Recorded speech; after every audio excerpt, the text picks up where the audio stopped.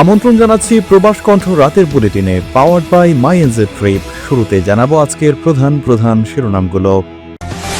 পর্নোগ্রাফির অভিযোগে মালয়েশিয়াতে এলন মাস্কের গ্রোক এআই বন্ধ।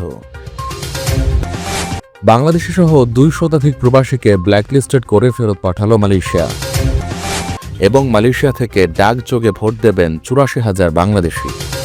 দেখছিলেন শিরোনাম, এবার বিস্তারিত। মাইএনজে ট্রিপের বিটুবি পোর্টালে আপনারা এখন থেকে পেয়ে যাচ্ছেন হোটেল ফিচার। 2 মিলিয়ন প্লাস হোটেলের অ্যাক্সেস আপনি পেয়ে যাবেন, যেখান থেকে আপনি বুক করে ফেলতে পারবেন আপনার পছন্দের হোটেল। আমাদের বিটুবিতে আপনি পেয়ে যাবেন ইজি বুকিং সিস্টেম এবং সিকিউর পেমেন্ট মেথড। তাই এখন থেকে শুধুমাত্র এয়ার টিকিট নয়, হোটেল বুকিংও করে ফেলতে পারবেন myenzetrip.com থেকে।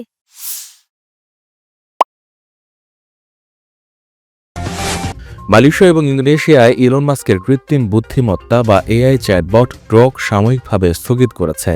অভিযোগ উঠেছে এআই ব্যবহার করে যৌন কন্টেন্ট বা ভুয়া ছবি তৈরি করা হচ্ছে। এলন মাস্কের মালিকানাধীন সামাজিক যোগাযোগ মাধ্যম এক্সে এই টুল ব্যবহারকারীদের ছবি তৈরি এবং সম্পাদনার সুযোগ দেওয়া হয়। তবে সাম্প্রতিক সময়ে গ্রোক ব্যবহার করে বাস্তব মানুষের ছবিকে বিকৃত করে তাদের আপত্তিকর পোশাকে দেখানো হয়েছে। দক্ষিণ পূর্ব এশিয়ার এই দুই দেশ জানিয়েছে গ্রোকের মাধ্যমে নারী ও শিশুদের উপর পর্নোগ্রাফিক ও সম্মতি ছাড়া ছবি ছড়ানোর গুরুতর ঝুঁকি রয়েছে। বিশ্বে প্রথমবারের মতো কোনো দেশ এই এআই টুল নিষিদ্ধ করল। বিবিসি এই বিষয়ে মন্তব্য জানতে চেয়েও গ্রোক কর্তৃপক্ষ কোনো প্রতিক্রিয়া দেয়নি। এর আগে মাস্ক দাবি করেছিলেন তার প্ল্যাটফর্ম সমালোচকদের সেন্সরশিপের যে কোনো অজুহাত খুঁজছে। মালয়েশিয়ায় 10 রিঙ্গিতের 20 ক্লাব বিস্কিট কিনে এবার গাড়ি জেতার সুযোগ। আরও থাকছে প্লে স্টেশন, 10টি বাইসাইকেল ছাড়াও 20টি আকর্ষণীয় গিফট হ্যাম্পার। অংশ নিতে আপনার নাম, ফোন নম্বর, দোকানের নাম আর ভাউচারের ছবি পাঠিয়ে দিন কিউআর কোডের লিঙ্কে।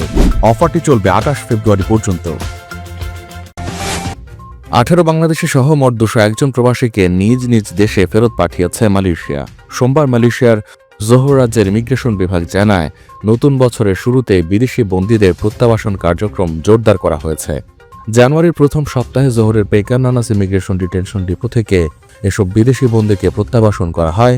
ইমিগ্রেশন বিভাগের তথ্য অনুযায়ী ফেরত পাঠানো ব্যক্তিদের মধ্যে 160 জন ইন্দোনেশিয়ার, 18 জন বাংলাদেশের, 13 জন পাকিস্তানের, 4 জন কম্বোডিয়ার এবং 3 জন করে ভারত ও সিঙ্গাপুরের নাগরিক। বন্দীদের কুয়ালালামপুর আন্তর্জাতিক বিমানবন্দর এবং স্টুলাং লাউট ফেরি টার্মিনাল ব্যবহার করে নিজ নিজ দেশে পাঠানো হয়েছে বলে জানানো হয়েছে। প্রত্যাবাসনের পর সংশ্লিষ্ট সব ব্যক্তিকে মালয়েশিয়া ইমিগ্রেশন বিভাগের সিস্টেমে ব্ল্যাকলিস্টেড করা হয়েছে। নির্ধারিত সময়ের মধ্যে তারা কোনো উদ্দেশ্যেই মালয়েশিয়ায় পুনঃপ্রবেশ করতে পারবেন না। জোহর রাজ্যের ইমিগ্রেশন বিভাগ জানিয়েছে, পেকারনানাস ডিটেনশন ডিপোর প্রধান কার্যক্রমগুলোর একটি হল বন্দী প্রত্যাবাসন। নিয়মিত এই কার্যক্রম পরিচালনার মাধ্যমে সাজা শেষ করা বন্দীদের অবৈধ অবস্থান রোধ এবং ডিটেনশন ডিপোতে অতিরিক্ত বন্দির চাপ কমানোর চেষ্টা করা হচ্ছে। বাংলাদেশের আসন্ন ত্রয়োদশ জাতীয় সংসদ নির্বাচনে যুক্ত হতে যাচ্ছে এক ঐতিহাসিক অধ্যায়। প্রথমবারের মতো প্রবাসীদের জন্য চালু হওয়া পোস্টাল ব্যালট বা ডাকযোগে ভোটদান প্রক্রিয়ার অংশ নিতে মালয়েশিয়া থেকে নিবন্ধন করেছেন 84,292 জন বাংলাদেশি। এর মধ্যে পুরুষ 83,346 জন এবং নারী 946 জন। বাংলাদেশ নির্বাচন কমিশনের তথ্য অনুযায়ী বিদেশি ভোটারদের নিবন্ধনের তালিকায় সৌদি আরবের পরই মালয়েশিয়ার অবস্থান। সৌদি আরব থেকে 2,39,186 জন বাংলাদেশি এবারে নির্বাচনে ভোট দেবেন।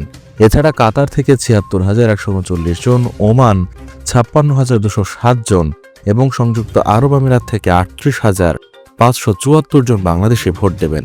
এছাড়া কুয়েত, যুক্তরাজ্য, যুক্তরাষ্ট্র, ইটালি, বাহরাইন, সিঙ্গাপুর, কানাডা, দক্ষিণ কোরিয়া, অস্ট্রেলিয়া, মালদ্বীপ সহ আরও অনেক দেশ থেকে প্রবাসীরা এই প্রক্রিয়ায় সম্পৃক্ত হয়েছেন।